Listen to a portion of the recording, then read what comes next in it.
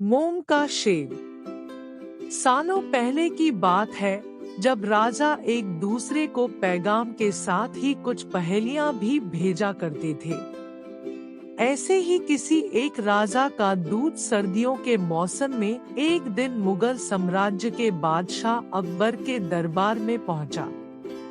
वह अपने साथ पहेली के रूप में पिंजरे में कैद एक नकली शेर लेकर गया था।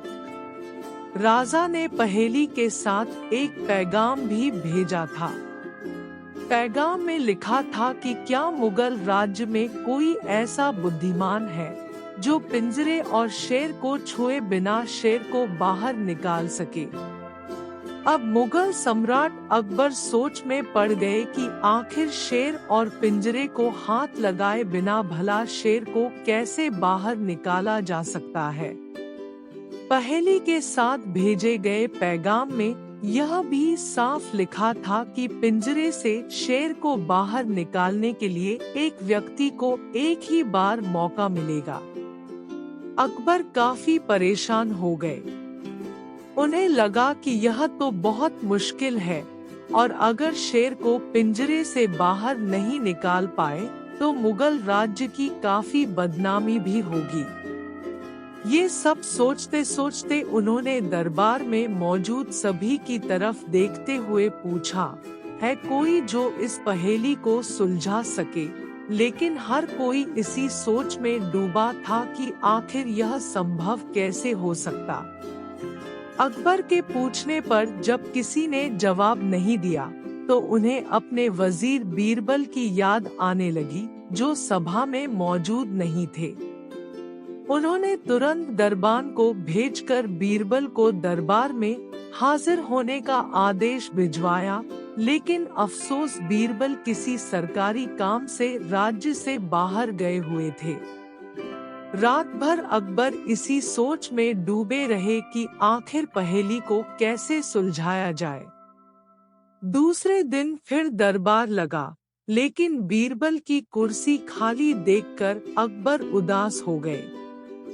बादशाह ने एक बार फिर दरबारियों से पूछा, क्या किसी के पास इस शेर को पिंजरे से बाहर निकालने की कोई तरकीब है? इतने में एक दरबान अकबर के सामने आया और उसने शेर को पिंजरे से निकालने की कोशिश की, लेकिन वो नाकामयाब रहा। दूसरे दरबान ने पहेली को सुलझाने के लिए एक जादूगर को बुलवाया, लेकिन वो भी विफल रहा। कोशिश करते करते शाम होने को आई, तभी बीरबल दरबार में पहुंच गए।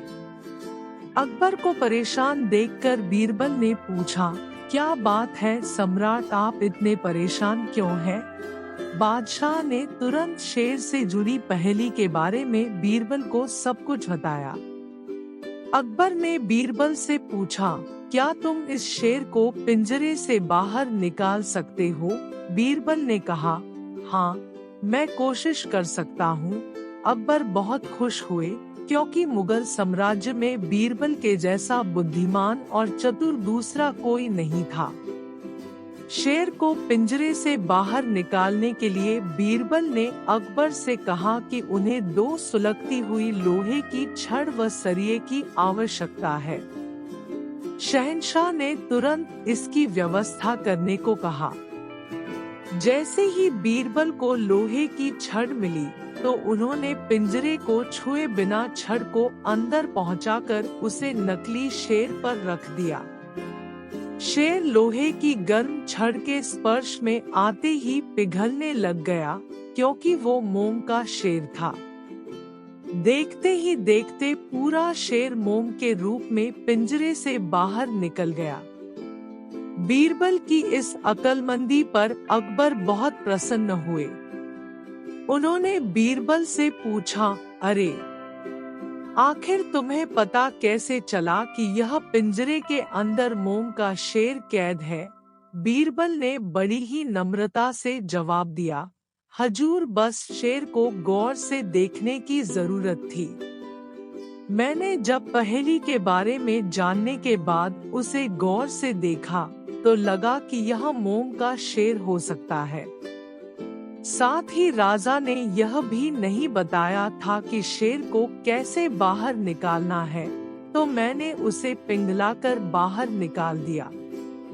इधर दरबार में बीरबल की जय जयकार होने लगी।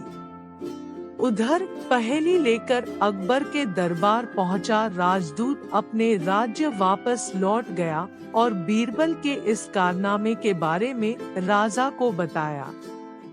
कहा जाता है कि उस दिन के बाद से राजा ने ऐसी पहेली भेजना छोड़ दिया था। मोम का शेर कहानी से सीख। अक्लमंदी से सब कुछ संभव है।